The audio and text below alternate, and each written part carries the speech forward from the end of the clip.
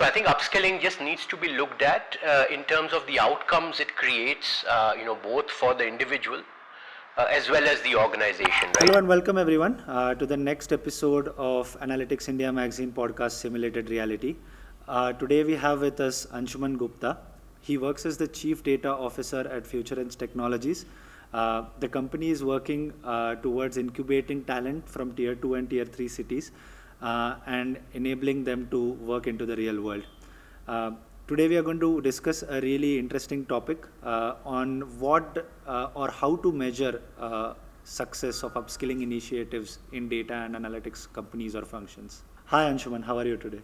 I'm really wonderful. Great to be here, Kashyap, and it's a great opportunity to share my thoughts here with you and your audience. Yeah, so actually Anshuman, I was just thinking, maybe we can start off talking a little bit about what Futurance does, right? Sure.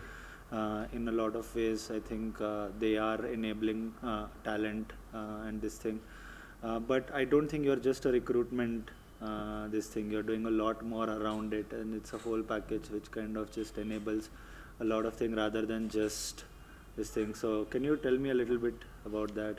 Yeah, sure, Kashyap. So, at Futurance, we see ourselves as a talent incubator or a career accelerator, Okay. right, where our goal is primarily to focus on tier 2, tier 3 cities, where we go and find tech talent in the areas of data science, data analytics, data engineering, and other tech capabilities. And then we give them a fully paid ride for upskilling, right? So we'll go there, we'll hire people on the basis of what they know, not on the basis of what they know, but what they can know, right? So we will hire them, pay them for upskilling, right? And Okay.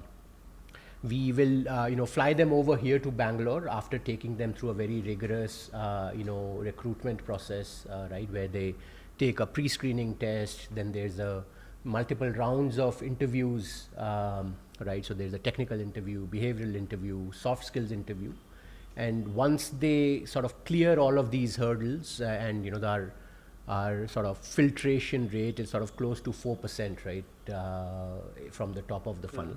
What does the filtration rate mean? By filtration I mean selection rate. Okay, but Right. then you're pre-screening them. It's not like any No. We are very, very rigorous screening.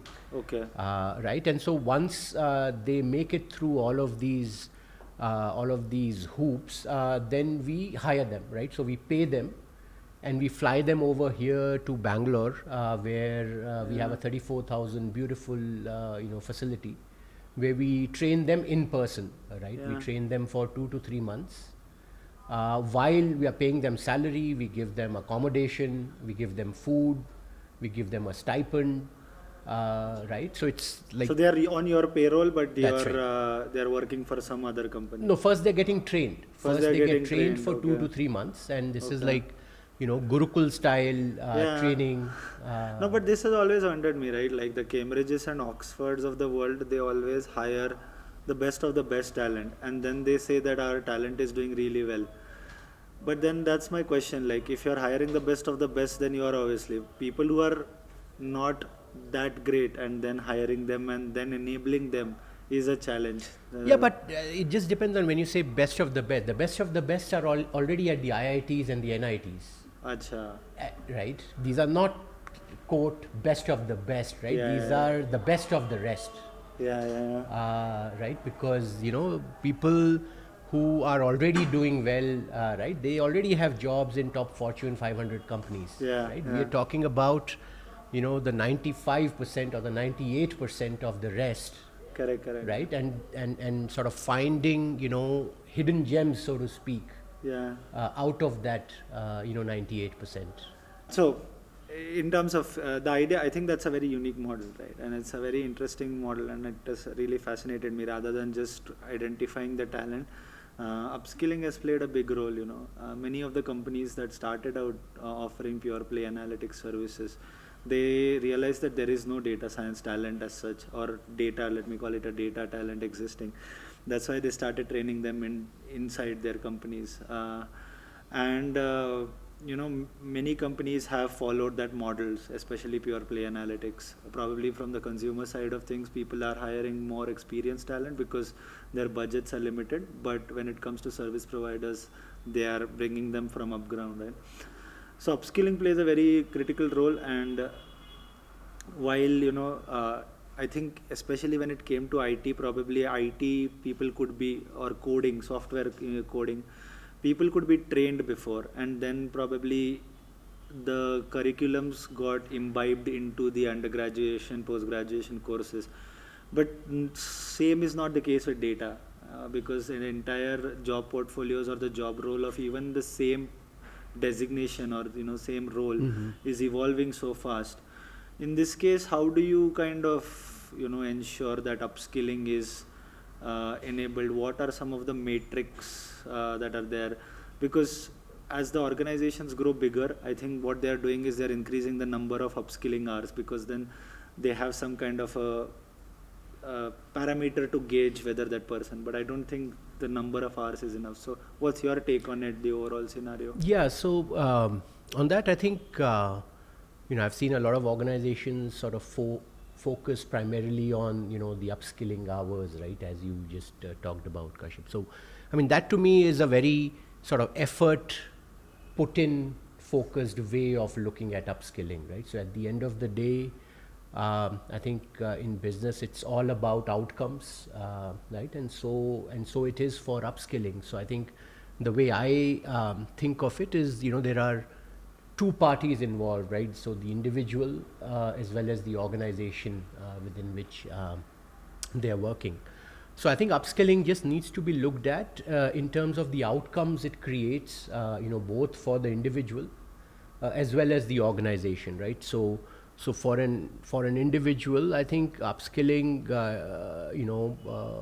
beyond hours should be sort of adding value for that individual, and what that means is, are they able to do new things within the organization, right? Are they getting ready for the next level role, which in turn is helping the organization create value, right?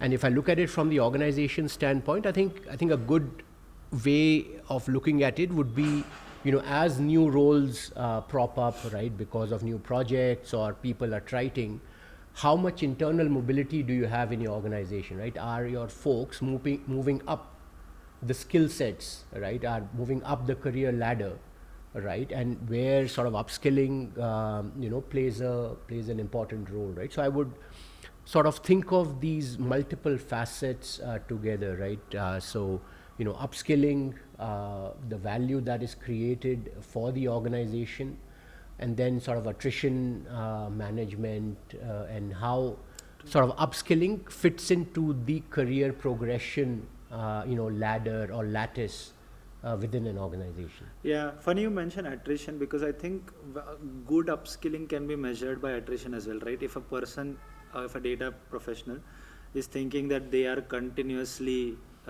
kind of improving themselves, then they will not leave the company. Absolutely. They're seeing a career growth. Absolutely. So that's probably a good way to measure, Absolutely. right? Attrition. You mentioned that there is organizational outcomes, so attrition could be one, and individual outcomes. How do you measure them? Or you just don't measure them, you do it case by case basis? But then again, for an organization which is like the size of Wipro or Infosys, Cognizant, where there are like 100,000 data professionals or software professionals, then how do you kind of measure that? Like, is there a way you are gauging it? Is there a way you are doing it? Yeah, so I think it is, in my mind, no different than measuring attrition, right? I mean, when you measure attrition, you are also measuring attrition over thousands or hundreds of thousands of employees, right? So the way I would think of it again is that the number of new positions that are being created within an organization, what percentage of those are being filled by internal candidates, right? So it's like a measure of internal mobility, right, which is no different in complexity for calculating vis-a-vis attrition, right? So it's a macro level sort of view of how upwardly mobile you are as a result of upskilling, right? So very, very outcome oriented. Yeah, I think that's very interesting because I'm a person who has always worked in data or around data, and I think measuring something gives me a good calmness. Like, Sure. because whenever these big organizations come, there's a lot to do with, uh, you know, uh, they want to discuss visions, right? And that vision is probably something of an outcome which has action items in very small scale, step by step. But if I'm not able to measure them, right, it makes my life very hard. And that's very interesting, the internal transitions, the attrition, and I think the overall objective of it. I think however, as as data evolves, or the professions around data, this technology evolves, I think the upskilling parameters or the key metrics should also evolve, or at least tweaked in a lot of ways to include a factor. But there might be some difficulties in that, right? How do you kind of start understanding when to change it? What are some of these difficulties when measuring the key outputs of the initiatives? Yeah, I think before we talk about, say, difficulties, I think very important to talk about what we should be measuring in the first place. So I think a lot of the times upskilling needs to be looked at in a multi-dimensional way, right? So there is, of course, the tech skills, right, the hardcore sort of programming, data, tools kind of skills. Then domain skills, right? I mean, I think we always talk about domain being sort of very important, right? And then finally the soft skills or the behavioral skills, right? So I think the first thing that I would sort of emphasize is that we need to look at upskilling in this sort of multifaceted, multi-dimensional way, where you are measuring outcomes, right, or even the effort being put in all of these three dimensions separately, right? Because if you have a very sort of lopsided kind of upskilling, it will not lead to the desired outcome, right? So suppose you're like super skilled on the tech side, right? You are a senior data scientist looking to progress to a team lead role, where beyond your technical skills, what is needed is being able to collaborate with other teams, being able to coach and mentor junior data scientists, being able to understand requirements and frame them, right? So just tech upskilling for this individual would not really help. So they need to have developed their behavioral and sort of collaborative skills, right? So I think first and foremost, I think just looking at it in this multi-dimensional way, I think is sort of very, very important. And the how much you need to focus on, say, soft skills versus behavioral, of course, starts changing as you move up the organization, right? So at some point of time, the tech skills play a smaller part vis-a-vis your domain and your sort of Only behavioral. tech skills limit your growth. That's and right. Then probably another the soft skills as That's well. right. Yeah, and I think that's very important. That's a very important point you make, right? The nature of the job is such that you're kind of enabling a multi-pronged approach to gauging whether a talent is doing well or not. In that case also there's another very this thing, right? So upskilling, so for instance, in the end it has to start with the basics, right? If someone can't code, you have to start coding. If someone doesn't understand a particular domain, let's say BFSI, you have to start with the very basics of banking and all of this, right? But one of the very major problems that people face is the translation, like from working in an incubated format to kind of applying it to the real world. And I think no level of, or maybe correct me if I'm wrong, but I don't think any level of upskilling in a very controlled environment is just experience that this thing. So how do you kind of ensure that happens within your organization, right? That you learn on the job, you kind of scale on the job, and then adapt to the changes quickly. Because everything is changing, technologies are changing so fast, then how do you imbibe that into or how do you make I think it's more of a cultural approach to kind of enabling this kind of upskilling within the organization?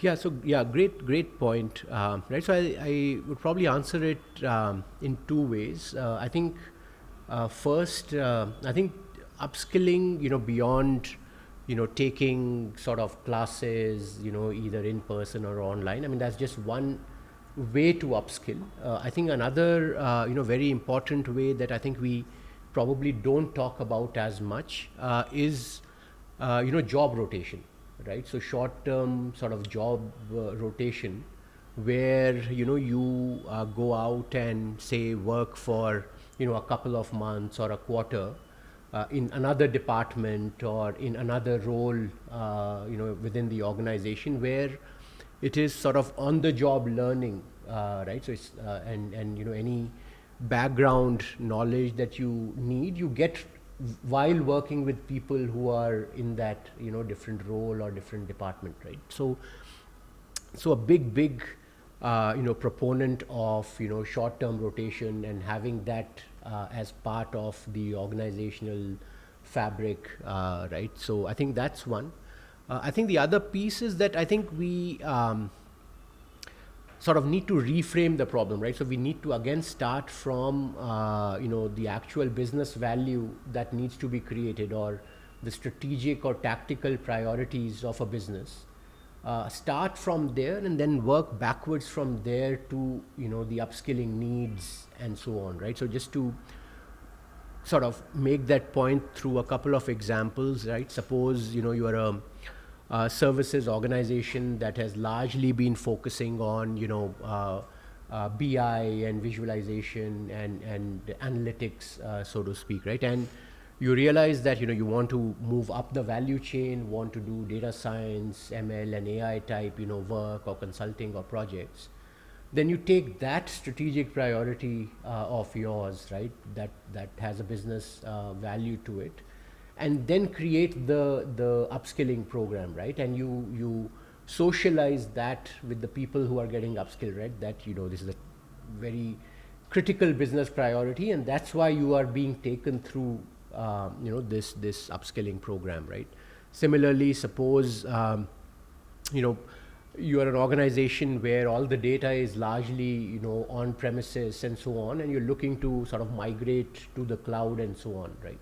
So same way, right? So that's the strategic or tactical intent of the organization. And then you go out and say that I would like to train my folks in cloud data engineering, right? And you again socialize that, and you highlight the critical the criticality of that and the business value of that, and then drive the upskilling sort of initiatives within your organization. So long story short, I think works best when you start with the business value, the business intent, right, and have upskilling sort of follow from that, right, as opposed to a very sort of academic way, right, where you teach first, right, and then you find where can I apply that learning. Yeah, I think that makes a lot of sense. But again, this one size fits all is not a way to go, right? So let's say a organization has kind of set their vision, right, and they're going to decide that this is how the cultural values will be in terms of career growth. There are many aspects to cultural values, but in terms of career growth, this is how it's going to function. But many a times it doesn't fit someone's this thing, or not just in terms of values or the way they upskill or they have learned this thing, but also in terms of the nature of the work, right? Especially let's say pure play analytics firms, which are huge, right? 1,000 people, 2,000 people. They claim that it's one size fits all. They don't do one size fits all, and they kind of innovate and they kind of find out individual programs for this thing. But at a mass scale, that might become very difficult, right? It's not essentially this thing. Then what does a person who doesn't fit into that cultural vision do? Should they just leave then, or it doesn't fit, or then, or how do you take it? Yeah, I mean, I think you can what I just described in terms of upskilling, being driven by business values, or could be at least, in my opinion, 70 to 80% of how you do upskilling. Right, the remaining 20 to 30% could be, exploratory. Right, it could cater to the kinds of folks or the kinds of aspirations that you just described, right? And I think some bit of experimentation, exploratory upskilling, yeah, absolutely. But I think it's the balance, right? So 70 to 80%, in my opinion, should be very targeted, right? While the remaining 20 to 30% can be exploratory, right? And sort of sometimes I joke, So right? yeah, sorry, please. Sometimes I joke with new people who join, who, I mean, obviously, they come in, everyone wants to learn, which is a great thing. I mean, I was an academic in the first half of my career, so always up for learning. But, you need to, if you only want to learn, you should go to college, right? Or you should go to an academic setting where you pay the money and you get learning in return. Yeah. Right. When you join an organization, when you join a business where the business pays you money, then they sort of expect, something in return for that. In the best sense, right? So you do the work and the learning is a side product. That makes a right? lot of When sense. someone says, I only want to learn, but I still want to get salary, that is something that is unfortunately not sustainable in business. Yeah, which is very fair. And my final question to you is, I've never seen a data scientist not busy. I've always seen a data scientist and they say that I work 10 hours a day, 12 hours a day, 14 hours a day. I worked as a data scientist. I also had pretty rigorous hours. How do you find time? And how do you encourage them to find time, right? Because in the end, it's not like you can stop your deliverables. It's a client, it's a business in the end. But at the same time, if you don't evolve in a short span of time in a data world, you're going to kind of fall flat, and you're not going to do that. So how do you manage that time and this thing? What is your recommendation to kind of these service providers so that they can balance their time out very well? Yeah, so I think on that, Kashyap, I think it is, at the end of the day, business is a team sport, right? It's not an individual sport, right? So as much as it's important for that one individual data scientist to sort of upskill, learn more, and be more valuable, it is as important, for their manager and their manager's manager for it to happen, right? If it is sort of truly valuable upskilling, right? So I think it's an organizational mindset, right? Where a required amount of time Has to be dedicated, right? And it is understood by everyone, right? And it sort of almost comes full circle to your hours question that you had sort of started with. So again, I mean, as an organizational directive, they some amount of expectations sort of should be set, right? Yeah. Otherwise, So the it becomes hours, very myopic. Hours is not necessarily a very bad thing, but hours shouldn't be the only thing. Correct, absolutely. Correct. That's probably this thing. Absolutely. Okay, fantastic. I think that's a lot of good insights into how organizations, I hope it helps some of the organizations plan better in how they are going to upskill their organizations. And here is to a bright future for the data and analytics industry in India. Yeah, absolutely. I think, great speaking to you, and great sharing my thoughts on this. So, super passionate about, the upskilling piece, because at the end of the day, we are in a talent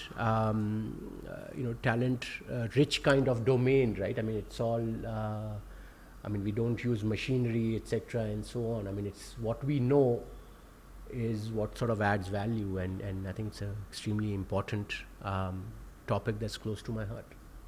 Thank you so much, Anshuman. Thanks, Kashyap.